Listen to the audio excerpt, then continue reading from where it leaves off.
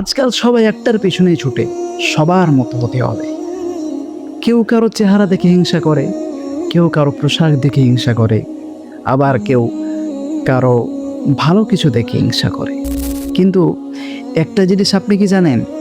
আল্লাহ তাআলা আপনাকে যেটা বানিয়েছেন সেটা এই পৃথিবীর আর অন্য কাউকে বানান নাই।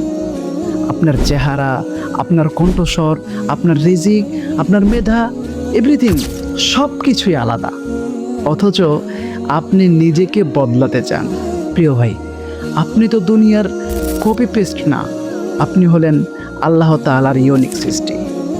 আল্লাহ তাআলা আপনাকে যে অবস্থানে রেখেছেন এটাই আপনার জন্য উত্তম।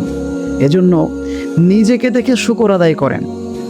সব মানুষকে ফলো করে আপনি হয়তো দুনিয়ায় এগিয়ে যেতে পারবেন, কিন্তু আল্লাহ তাআলাকে ফলো না করলে আখেরাতে একটা ভালো স্থান আপনি পাবেন না।